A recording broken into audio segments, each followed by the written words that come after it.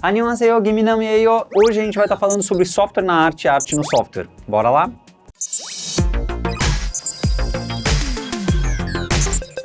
Bem-vinda, bem-vindo ao canal Mais Pop que K-Pop. Hoje eu vou continuar aquela leitura do livro Arte Feita em Código, da Patrícia Joaquim. E agora eu vou dar uma passada na segunda parte do primeiro capítulo que fala software na arte. Vamos lá? Ó, dá uma olhadinha aqui, vamos lá, tarará, a gente vê alguns exemplos de arte. Eu acho legal que fala uma frase aqui que conecta com um dos vídeos mais acessados e mais comentados do meu canal, que é essa parte aqui, ó. Na figura 3 é possível observar o recurso de aleatoriedade em 3 obras computacionais. E você fala, não, como assim aleatoriedade? Né? Van Gogh, quando pintou sei lá o que, né? Uma pessoa, um girassol ou algo, né? Ele não usou aleatoriedade, né? Usou decisões claras, intencionais, etc. Vamos lá na discussão de o que é o livre-arbítrio e inteligência artificial, filosoficamente, pro Turing, sei lá quantas décadas de anos atrás, né? Então a gente volta para cá e nesse período teve diversos artistas que explicitamente e intencionalmente deixam visível a aleatoriedade em suas obras físicas. Então nada mais natural que isso também fosse incorporado na arte gerada através de computadores digitais e, consequentemente, através hoje em dia de software, né? Então vamos ver aqui, tem 3 obras, tá? Tem 3 exemplos de obras, essas são obras, a gente está vendo aqui de formas digitais, né? Existem obras físicas geradas de forma aleatória, computacionalmente também. A gente vai mais para frente, aqui estava falando sobre uma dupla que pesquisou arte computacional em 1968 no Brasil. A abordagem girava sempre no sentido de perceber as possibilidades de cada técnica para gerar novas formas de expressão artística, fugindo sempre do simples uso de uma nova técnica para substituir uma técnica antiga sem renovar a mensagem. Essa era a ideia de como utilizar, né, a ferramenta, não só para ter uma ferramenta nova que substitui a ferramenta anterior, né? Vou só trocar o giz pelo lápis sem renovar algo ali, tudo bem? Só trocar uma ferramenta, né? A primeira obra de Cordeiro, em parceria com o Moscati, foi o Beabá, um gerador aleatório de palavras com sonoridade de palavras reais da língua portuguesa. Então, gerar palavras reais, ou gerar palavras com sonoridade de palavras reais da língua portuguesa, mas palavras aleatórias, né? Então, a aleatoriedade sendo usada nesse caso. Que mais que a gente tem aqui? Mais algumas obras, né? Derivadas de uma imagem. Aqui são derivadas de imagem do próprio Valdemar Cordeiro, tudo bem? Então, imagem aqui, você consegue ver, né, alguma coisa nessa imagem e elas são geradas aqui de forma aleatória, algumas derivadas, né? Estou imaginando que seja de forma aleatória. Então, para Benjamin, a reprodutibilidade técnica, então a gente pensa, mas o computador, quando ele faz uma arte, pode fazer ela milhares de vezes, né? Van Gogh pintou uma pintura só uma única vez, né? Seja lá quem for, pintou uma única vez. Primeiro que não é bem verdade, né? Pintou diversas variações da mesma ideia até chegar naquela que a gente vê e que a gente fala, nossa, essa é aquela, né? Então é claro que aquela última é única, mas a reprodutibilidade técnica, a facilidade que o computador digital introduz isso pra gente, né? Até entra nas discussões de copy-paste, de NFT, etc e tal, inaugurada pela fotografia no século XIX, coloca em xeque a questão da autenticidade da obra, né? Tem a questão da aura da obra, entre outras questões que talvez eu tenha tocado em algum outro vídeo que eu já tenho discutido aqui no no canal. Mania de dar muita aula, né? O preço dessa liberdade é o fim da autenticidade da obra. Então a autenticidade, né? A liberdade que a gente tem de circular obras, porque pensa, antes a obra era limitada ao museu onde ela estava sendo exposta, né? A casa particular daquela pessoa onde ela estava, que adquiriu aquela obra. Agora tem uma circulação, né? A reprodutibilidade da fotografia permite isso circular em outros espaços de uma forma muito fácil. E o preço disso é o fim da autenticidade da obra. Enquanto reprodução, ela não é mais algo idêntico a si, né? A reprodução não é mais a reprodução da original, né? É claro que quando você vê a Mona Lisa no papel, né? Você vê e você fala, essa não é a Mona Lisa, mas a gente é capaz de reproduzir ela. Contudo, mais do que isso, mesmo antes do surgimento do computador, em diversas épocas e sociedades, é possível encontrar exemplos de estética e linguagens computacionais e algorítmicas na poesia, na música e na arte. Então, quer dizer, antes do surgimento do computador digital, você vai encontrar linguagens computacionais e algorítmicas na poesia, na música e na arte, tá? Tem 2 citações aí. Lembrando justo isso, né? Porque tá reforçando aquela história, o computador é uma máquina de computar, mas o ato de computar, né? O ato de computar algo, a computação, não foi inventada com o computador, né? no objetivo da pesquisa que ela fez, nesse curso, mestrado, acho que foi mestrado, dela, revelar um levantamento histórico detalhado das linguagens algorítmicas, artísticas que existiam, mas existiam. Vamos lá. E aí, segundo Barrière, o primeiro exemplo conhecido de uso de dados para compor é de 1787 e atribuído a quem? Mozart. Quer dizer, o uso de dados para compor é de 1787 e atribuído a Mozart, segundo Barrière. Os chamados musikalisches Würfelspiel, alguma coisa do gênero. Ao jogar os dados, os Würfelspiel, você joga os dados, o compositor selecionava trechos musicais, que depois eram colocados em uma sequência a fim de criar uma composição. Calma aí, Mozart estava fazendo música generativa em 1787 com dados? Bom, né? Tá aparecendo, né? Com os mesmos trechos, o compositor podia montar diferentes combinações. Percebe que em 1787, sem computador, né? Eu não sei o que. Então é isso aí, né? Então depois tem aqui até uma versão de CD aqui para você jogar ou algo do gênero, né? Para poder brincar e criar as notas, tá? A música, né? Acho que é isso, uma adaptação do jogo musical de dados para uma interface multimídia. E aqui vem a concepção de que uma nova tecnologia inaugura uma nova linguagem artística, apesar de comum, é, na verdade, uma visão simplificada da relação entre arte e desenvolvimento tecnológico, né? Então a gente acreditar, opa, chegou uma tecnologia nova e agora inaugurou uma nova linguagem artística. Apesar de ser uma visão comum, ela não é exatamente o que acontece, uma visão simplificada da relação que existe entre a arte e o desenvolvimento tecnológico. Legal? Então é isso que ela está dizendo aqui. E isso é um claro exemplo, né? Você fala, não esperava que isso acontecesse. E aí vai mostrar, né, questões de padrões visuais, padrões musicais, padrões, seja lá o que for, poéticos, etc. Em diversas áreas. A gente tem azulejos islâmicos aqui. Depois tem arte computacional, vai ter outro exemplo. Lembrando que tem diversos pintores, pintoras, outras pessoas que fazem outras coisas. Arte fractal, né? Vai mostrar arte fractal e por aí vai, né? E segue com diversas peças de arte até chegar aqui no segundo capítulo, programação e arte, né? Então, programação e arte. O artista programador é aquele que, ao explorar a software, arte, investiga os processos de criação com foco principalmente na poética artística da reconstrução dos algoritmos. Permite-se inserir no código-fonte a sua poética, ou sobre a execução do código e as imagens e processos artísticos automaticamente gerados, ou ainda sobre o uso das linguagens de programação, a estética visual gerada na construção das interfaces computacionais. É claro que aqui está pensando muito, né, na estética visual, né, não em outros tipos de estéticas que podem ser abordadas através de algo generativo, gerado através do computador, co-gerado, seja como for o termo e a forma que a gente queira trabalhar. Aqui está falando mais sobre a estética visual, gerada na interface, na construção das interfaces computacionais. Tá? Esse último, né, que acho que é o Neto, né, definiu o artista programador como essa pessoa que investiga isso, né, os processos de criação com foco na poética artística da reconstrução desses algoritmos. É uma forma que essa pessoa define.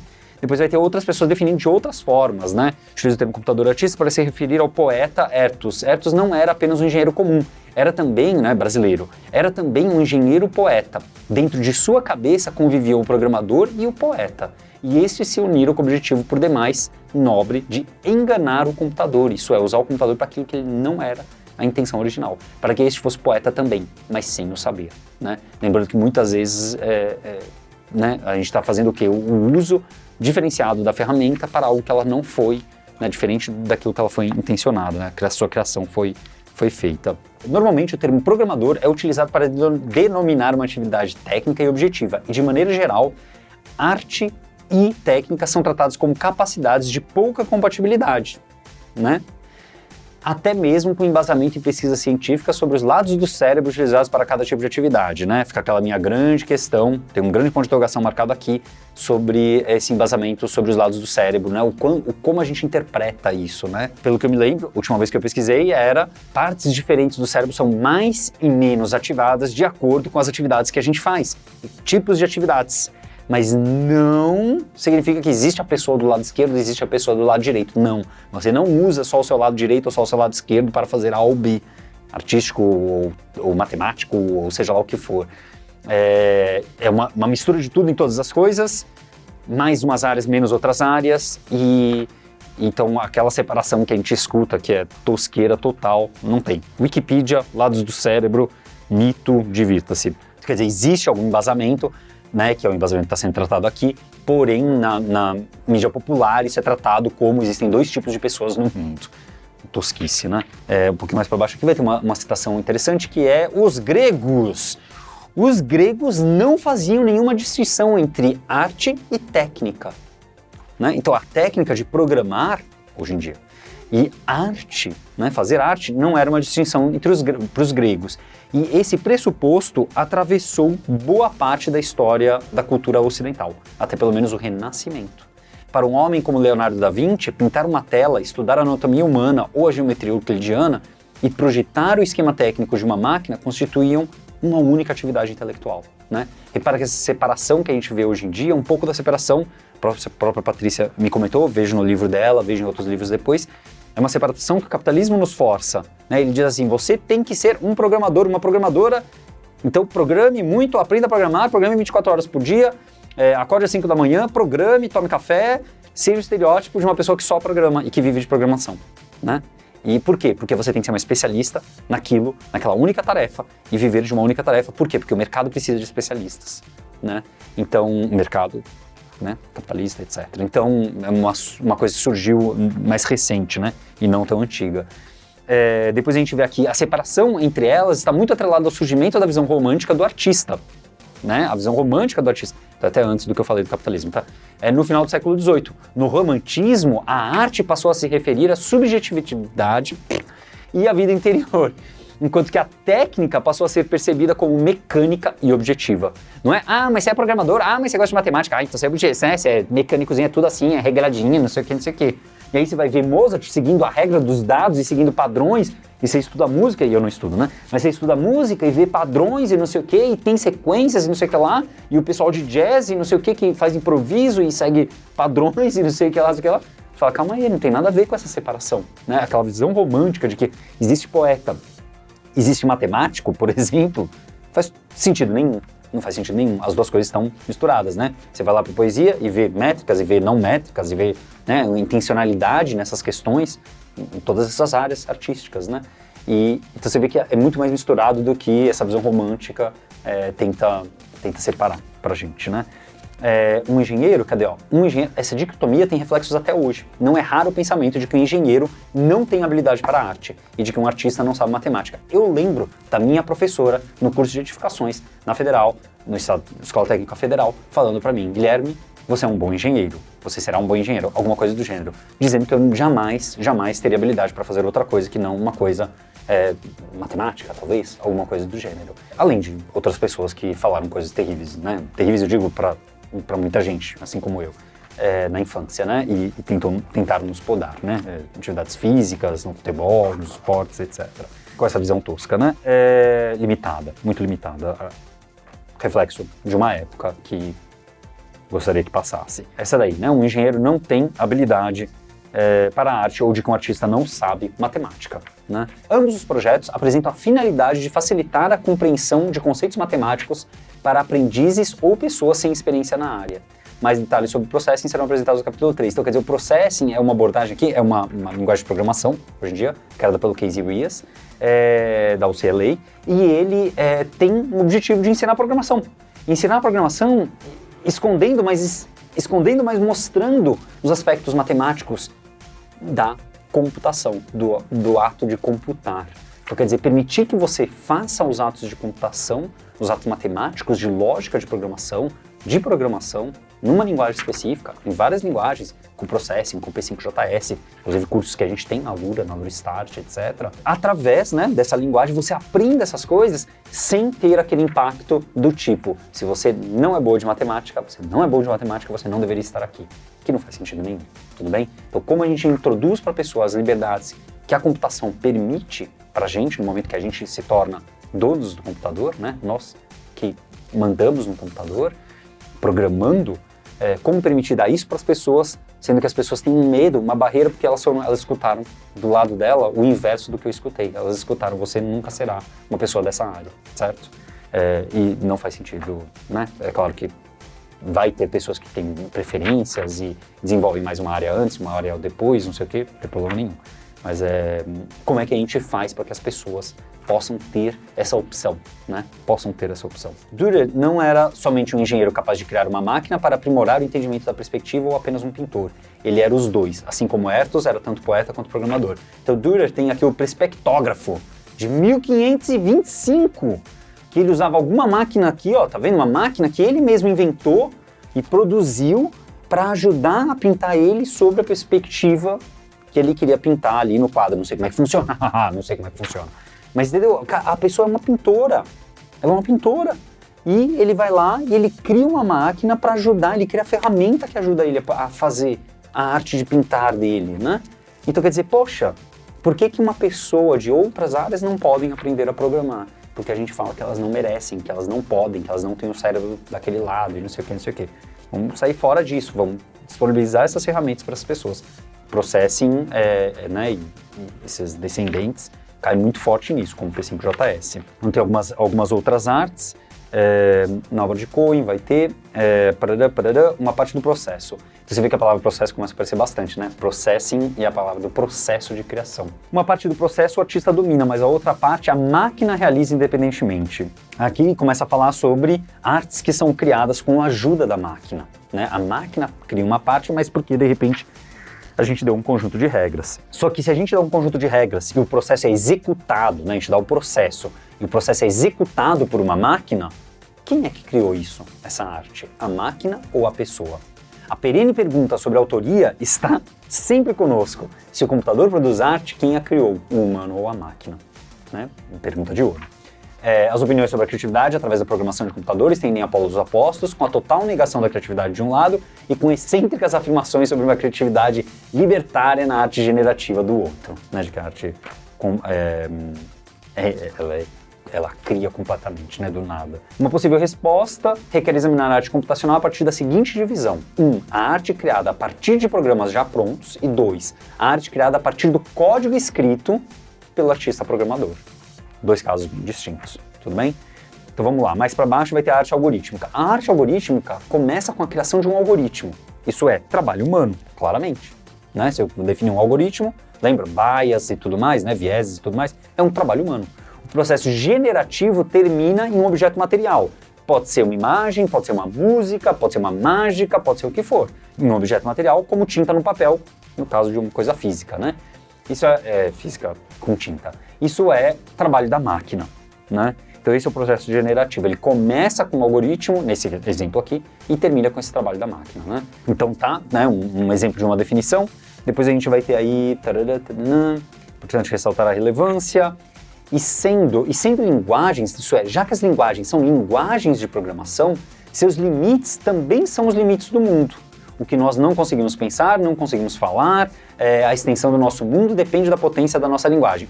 Tem diversas discussões aqui, é um ponto de vista, joia. Tem discussões a respeito disso, eu acho que o Paulo tem, se eu não me engano, um post no blog, tá até vídeo na Alura, no YouTube da Alura, se não tem post no blog, famoso sobre essa famosa questão, né? A linguagem nos limita ou não, né? O nosso mundo está limitado pela nossa linguagem? Ou não. É uma questão filosófica super importante que aparece, né, na computação e em outras áreas. Eu acho que tem discussões super válidas aqui, tudo bem? Eu não vou entrar porque eu não sou expert da área. Mais pra frente a gente vê aqui como defende Rushkoff e como foi abordado no capítulo 1, a sociedade atual roda em software. E aprender programação é uma questão de alfabetização digital no sentido de a gente não ficar dominado por uma máquina. É claro que você entra naquela questão. Quando você tinha televisão, você assistia a televisão, né? Você tinha uma TV que vinha Rede Globo, e SBT, e Cultura, e Manchete, entregando, né? Você não saber como a televisão funciona, você não saber produzir um programa de TV, te deixa como analfabeto. Existe uma grande diferença aqui, né? A TV domina, né? Domina uma forma de influência muito forte na sociedade moderna, sociedade atual, etc. Mas ela está presente, né, basicamente nas casas, né, todas as casas, eu vou colocar em todos entre aspas, tá? Agora, lembra que o software, ele roda em todos os lugares, quer a gente queira, quer a gente não queira, a gente está sendo analisado por software nesse instante. Então, diferente da TV, tem uma diferença aí, certo? Tem uma diferença aí. Mas eu acho que vale a pena a gente lembrar. A gente não saber como uma televisão funciona nos faz analfabetos midiáticos, né? Não saber como é feito um jornal, né? Um jornal impresso, todo o processo jornalístico nos torna analfabetos midiáticos.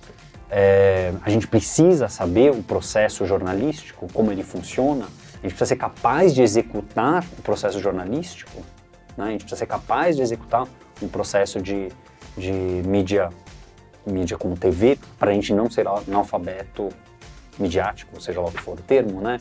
Então, existe, acho que um pouco, né? Aqui é a defesa do Rushkoff aqui, tá? Existe, acho que algo a ser lutado aqui, algo a ser encontrado ainda aqui, certo? É claro que, de novo, existe essa questão de que a computação, ela virou ubíqua mesmo. É ubíqua? Acho que é ubíqua, né? Tá em todo lugar mesmo. Não se faz na presente pesquisa, tá? Porém, o argumento de que não deveria haver facilitação no uso do computador para pessoas não técnicas, muito menos se defende a ideia de que todos deveriam se tornar cientistas da computação e operar os computadores por linhas de comando. Tá vendo? O que a Patrícia está falando aqui, olha, não faz parte da pesquisa esse argumento de que, olha, a gente tem que facilitar no uso do computador pessoas não técnicas, ou que todo mundo tem que virar cientista da computação, né? Ou de que as pessoas têm que operar os computadores por linha de comando. Não é isso que ela está defendendo. Então isso ajuda a responder aquela pergunta ali para trás, entendeu? Não é que todo mundo tem que saber operar uma câmera em um estúdio de gravação. Não é que todo mundo tem que saber operar uma prensa de jornal ou saber como um processo exato funciona por trás dos panos, né, de uma reportagem, de um estudo, etc e tal. Só que a gente é influenciado por isso, né? A gente é influenciado por isso. Então esse é o ponto aqui dela, acho que esse é o coração, entendeu? Ela está dizendo, olha, existe, né, essa questão do Rushkoff, só que a gente tem que lembrar isso. Não quer dizer que a gente tem que se tornar experts daquela área, né? É só ver a quantidade de grandes artistas que utilizam computação, que não são cientistas da computação, e só ver cientistas da computação que não necessariamente se especializaram em outros meios de arte sem computação e conseguem criar arte, os dois, né, com a computação. A questão central a ser debatida é a relevância do entendimento do meio em um mundo intermediado por software, percebe? Então, num mundo intermediado por reportagens, o quanto a gente tem que entender esse meio de reportagens jornalísticas para saber o que é uma reportagem real, o que é uma reportagem mal feita, né? O que é um estudo jornalístico, o que não é. Né, no mundo em que a gente é influenciado por influencers de TikTok, de YouTube, de Instagram, de não sei o quê, o quanto a gente tem que entender do meio, né, de o que é patrocinado, o que não é, de o que é feito sobre, o que tem empresa por trás, o que não tem. Eu que trabalho na Lura tenho que reforçar isso aqui para que vocês saibam, né, olha, existe um viés, né, dessa pessoa que fundou a Lura, etc e tal. Então, o que a gente tem que saber, o que a gente não tem que saber. E aqui é a questão central a ser debatida, a relevância, né, do entendimento do meio e não dos mecanismos internos, baixo nível de como o meio funciona. Em um mundo em que tudo basicamente é intermediado por software. De novo, na sociedade que provavelmente você e provavelmente eu estamos inseridos no nosso dia a dia, não é o mundo inteiro, né? Desse modo, muitas linguagens de programação alternativas, como o Processing, funcionam como portas de entrada para o mundo de programação. Depois de consolidado o interesse e alguns conhecimentos básicos, a programadora alternativa que não entrou pela área do corporativo, né, de tipo, vou fazer um sistema de finanças, essa artista programadora, ela pode se sentir mais confortável para explorar outras possibilidades mais complexas da computação. Nem necessariamente só mais complexas, mas outras áreas da computação. Ou até mesmo se aventurar em outras linguagens, como ocorre. É isso, né? Então tem exemplo aqui, acho que tem um exemplo até bacana, vai falar de orientação a objeto, etc. Tem um exemplo de Smalltalk, super antigo. Tem exemplo de logo, né? Eu aprendi a programar com logo. Com logo não, com Basic, né? Eu aprendi a programar com Basic e tinha logo no computador que eu aprendi a programar. Eu queria parar por aqui e queria deixar a pergunta. Que linguagem de programação que você aprendeu a programar? Comenta lá e a gente se vê na próxima. Obrigado, até a próxima. Valeu. Henrique, esse é eu.